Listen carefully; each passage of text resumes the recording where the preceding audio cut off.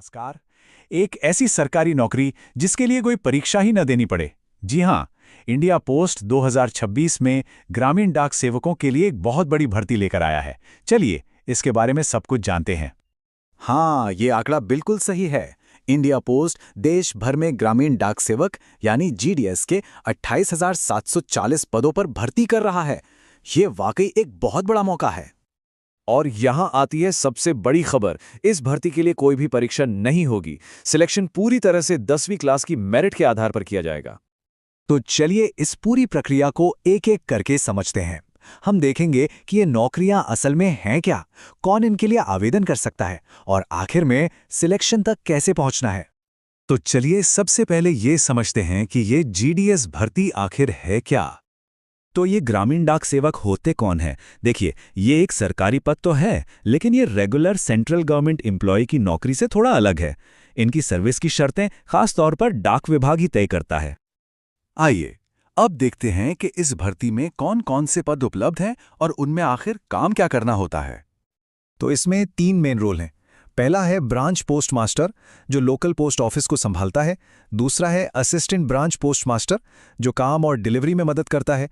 और तीसरा है डाक सेवक, जो डाक को हैंडल करता है और बाकी कामों में मदद करता है। अब आते हैं सैलरी पर। यहाँ वेतन को TRCA कहा जाता है, मतलब time related continuity allowance. Branch post master के लिए ये 12,000 से 29,380 रुपए तक है, जबकि असिस्टेंट ब्रांच पोस्ट मास्टर और डाक सेवक के लिए ये 10,000 से 24,470 रुपए तक है। ठीक है, अब आते हैं सबसे जरूरी सवाल पर। कौन-कौन इसके लिए अप्लाई कर सकता है? चलिए इसकी एलिजिबिलिटी यानी पात्रता की शर्तों पर एक नजर डालते हैं। उम्र की बात करें तो कम से कम 18 साल और ज्यादा से ज्यादा 40 साल होनी चाहिए, वो भी एप्लीकेशन की आखिरी तारीख तक। हाँ, उम्र में कुछ छूट भी है।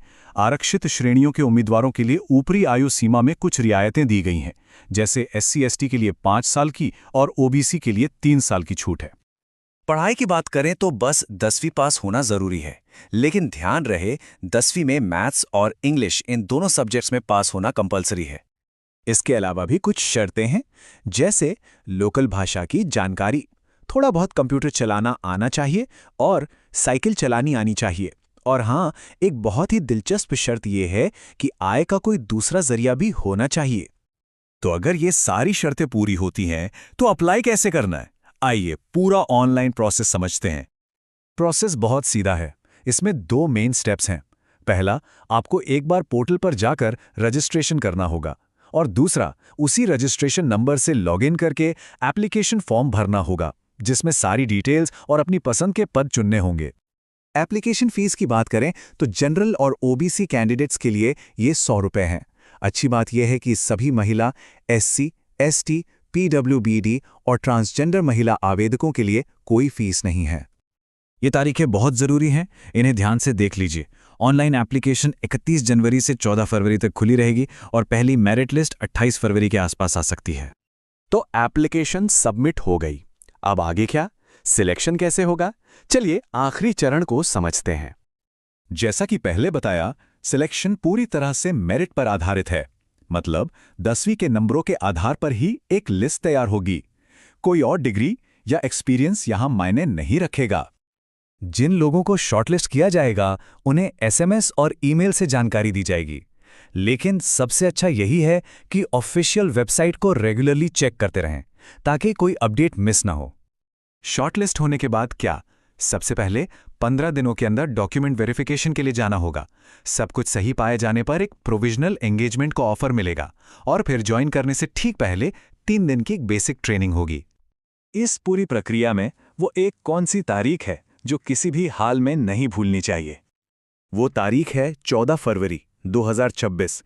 ये ऑनलाइन एप्लीकेशन जमा करने की आखिरी तारीख है। इसे अपने कैलेंडर में मार्क कर लीजिए। क्योंकि सिलेक्शन सिर्फ और सिर्फ मेरिट पर है, ये सच में एक बहुत ही अलग मौका है। ये सोचने वाली बात है कि क्या 10वीं की एक मार्कशीट एक नए करियर का दरवाजा खोल सकती है?